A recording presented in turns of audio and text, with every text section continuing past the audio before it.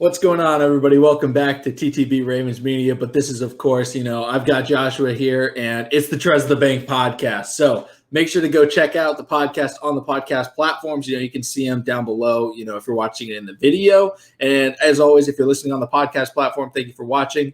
It's going to be another 3 segments today. So if you're watching on YouTube, they'll be posted at 5 p.m. Throughout the next 3 days. This is recorded on Friday night, so Sammy Watkins just signed, so we're going to give our thoughts and opinions on that. Then we'll get into kind of the Ravens way and basically how they don't retain anybody and they just sign veterans for cheap deals and they basically shop at the thrift store for all their players. And then we'll get into the safety position and, whether or not the Ravens need to, get another safety, whether it be in the draft or through free agency. So if you want to listen to all those right now and you're watching on YouTube, go check out the podcast. It's already out, Truzz the Bank. But, or you could wait, listen on the podcast platform, subscribe to the YouTube channel for daily Ravens content. But that's enough on the intro. I did my instant reaction video to Sammy Watkins signing a 1-year, $6 million deal, but $5 million is guaranteed, and the $1 million is in incentives. Joshua, I'm just going to ask you, outright, what's your reaction on this? How do you rate this move? Man, what can I say? It's not a glamorous deal. I mean, you gotta think about it, y'all. It's the Ravens we're talking about. But I will say this: it is Sammy Watkins. He is under 30. What was he? Maybe about a third or fourth option in Kansas City. Maybe he took this 1-year deal to prove it so that he still can be a top elite wide receiver or number 1 wide receiver, first option here in the Ravens system. Also, let's keep account his second season at Buffalo. He did have a 1,000-yard season, and I believe, correct me if I'm Greg Roman. Yeah. So, yep. You're bringing someone that's actually familiar with this system that we're buying into. Granted, you have Ray Lewis, you have Marcus Spears, everyone from First Take to ESPN News saying get Lamar Jackson some help. And I guess they feel like Sammy Watkins is the answer. I feel like Sammy Watkins, I don't feel like Sammy Watkins is totally the answer, but I feel like he do understand, hey, Baltimore do have something great here, with Lamar Jackson. He can get the ball out. He can throw the ball. He can give you passing touchdowns. Also, he can make a defender think way too much if he's either going to run pass or he's going to hit him with a move. So it's a good signing. It's decent. On a scale of 1 to 10, I'm gonna give it about a 6.5. I'm gonna give it 6.5. Yeah, I mean, if you're looking at it from the beginning of free agency and what a lot of Ravens fans wanted, they wanted the big time name, the Allen Robinson, the Kenny Golladay, even Antonio Brown, big time name. But they ended up with Sammy Watkins, and Sammy Watkins, is he a wide receiver 1? No, not really. He's got very good potential, but you look at what he brings. The above replacement, attributes. Look at what he's going to bring to the offense in comparison to what Willie Snead brought. Now, Willie Snead was a solid wide receiver for the Ravens. I'm not trying to knock Willie Snead. I like Willie Snead, Raven for life. Loved the beef that he created with the Browns organization after he was cut and then started trash talking him. Love him for that. But, Willie Snead was not athletic at all. He had decent hands. He could go over the middle and he could make a catch. You pass it to Willie Snead, maybe you get 5 yards after the catch, unless he's wide open, which he was a couple of times, but that was more not because of his greatness at the wide receiver and route running skills. It was more like busted coverage, and he gets open. Willie Snead was just a strong guy. He ran hard. We like that. So yeah, but then you look at Sammy Watkins. Sammy Watkins can play out of the slot. He can play on the outside. He's done pretty much everything in his career. With the Chiefs, he was a lot in the slot, but they rotate everybody in and out of the slot. Tyreek, Mecole Hardman, Demarcus Robinson, Sammy Watkins, they all play there. So he's got that experience. But if Sammy Watkins catches that football, it's going to be difficult for a linebacker to maybe get that pursuit angle. A quarterback's going to have to think a little bit harder. How difficult is this tackle going to be? Is he going to stiff arm you into the ground and run it 80 yards for a touchdown? No, but he could catch it, turn up the field, and get an extra 15, 20 yards down the sideline, which is something Willie Snead never brought to the offense. This Ravens offense, if you look at what in 2019 they were built off of, it was the big play. Now they've ran the ball practically every time, but it was still built on the big play.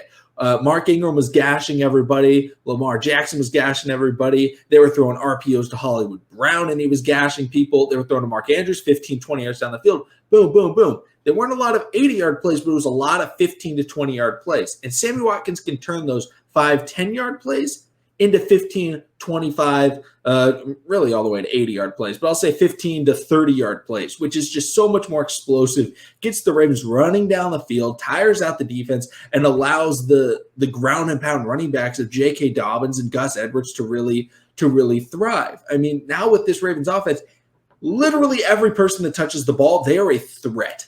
It was not like that before. Yeah. When we had Willie Snead, I mean, we talked about it before. I believe it was before last season. Maybe it was midseason. But, with most of the players, it was a threat. But now it's every single person that catches the football is a threat to either make somebody miss, get a good, angle and take it down the sideline and score a touchdown. And that's something that defenses have to be scared of. No longer are they going to be able to, let's just lock in on the run. Because, if they throw to Willie Snead 5 yards down the field, that's an easy tackle. Okay, yeah, sure, we'll give you that on 3rd and 10. Right. We'll give you a 6-yard pass. Well, if you have Sammy Watkins and Sammy Watkins is running a drag route, he's actually got some potential to catch the drag and turn up the field. Yeah, the catch is pretty good. I'll give him that. I'll give him that. He's got very, very good athleticism, and that's just a new dynamic. Now, is Sammy Watkins the savior of the Ravens to say that, we need no more wide receivers, we're done? He has made this receiving core perfect. No, it's not perfect, but it's a whole lot better. I mean, he's at least a big-bodied wide receiver, so we have one that is proven to be able to make a contested catch and things like that. So Miles Boykin doesn't have to be out there all the time to have that threat. But also, we can still look at the draft. Whether it's I still, depending on what they do in free agency and how many edge rushers the Ravens end up signing, a second-round wide receiver. Joshua, you and I have talked a lot about some big-body wide receivers. I think our favorite is definitely Simi Fehoko, 6'4". Did you know he ran his pro day? No. Do you know what he ran? No. Why don't you guess? Why don't you guess the Simi Fehoko ran? I'm going to give it a 4.6. 4.37. At 6'4", he went crazy. I was not expecting it whatsoever. I'm a huge Stanford fan. I thought he maybe be like a high 4.4, low 4.5, and it was like 4.37 or a 4.39, and it's okay. There's a lot of guys in this draft that can go up and make catches in the later rounds. Really, not a lot of guys in the first 2 rounds. I mean, I like Jamar Chase. I'm sorry. We are not drafting Jamar Chase. He's going to be gone. I like Terrence Marshall. I like Rashad Bateman, but they're not, 6'4", 6'5", just behemoths. They could turn into wide receiver ones, but the Ravens don't need I don't know. I don't think the Ravens need a superstar, just somebody that can fill that need of what Anquan Bolden brought, of what Torrey Smith could bring, where they could just go deep, catch the ball down the field, and provide that extra threat. And there's a lot of guys, and we'll definitely talk about it. As we get closer to the draft, those late round steals and things like that. But Sammy Watkins just brings a whole new element to this Ravens offense because they did not have any speed with size combined. It was all right, you're either 5'9" and run a 4.3, or you're 6'3" and you won't jump up for any passes, Miles Boykin. So or you're Mark Andrews and you drop every contested catch possible. But hopefully that's fixed. We got the weapon, as I call him, Josh Oliver. So he's coming to Baltimore, the superstar, future Pro Bowler. But is there another wide receiver that you think that the Ravens should go after, or do you think free agency for wide receivers should be done?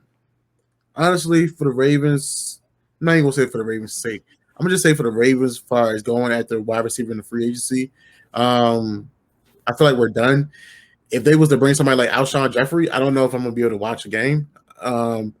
If they feel like they're going to give him time, yeah, I don't know. I just don't know how I feel about that one. So I definitely feel like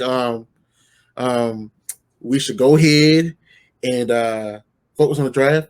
Actually, I heard that Mr. Micah Robinson, I think I butchered his last name. I think his last name is something else. Either way, he's a wide receiver from Penn State, and I heard his pro day was damn awesome.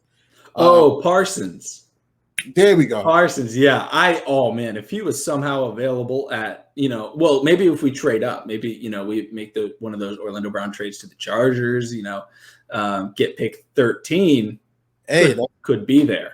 That's later in the show, later in the episodes. We definitely, April is just around the corner. April is just around the corner. That's my birthday month. That's one of the best months. Knowing the man, draft month, all that. I love it. So I'm looking forward to that future episode. Oh, yeah. It's going to be a lot of fun. We're definitely going to start shifting our focus on the YouTube side and the podcast side more towards the draft as we go forward because, there's less free agents available. And also I see people talk about Clowney. I can almost guarantee Jadeveon Clowney will not sign with the team until after training camp. He notoriously hates training camp. He held out from the Texans the year I think he was traded because he didn't want to go to training camp. He waited to sign with the Titans last year until after training camp because he just doesn't want to go. I mean, so he's somebody who the Ravens could be saving money for, but maybe they just know that he won't sign until training camp, which is stupid. I mean, that is no work ethic. If you decide you just don't like training camp and you don't, he's not AI. He's not the answer. Yeah, that's tough. That's tough. But, that's going to wrap it up for today's segment on the YouTube side. Podcasters, y'all can keep chilling. YouTube listeners or viewers, go check out the podcast to see the others or wait. In the next few days, the segments will be posted.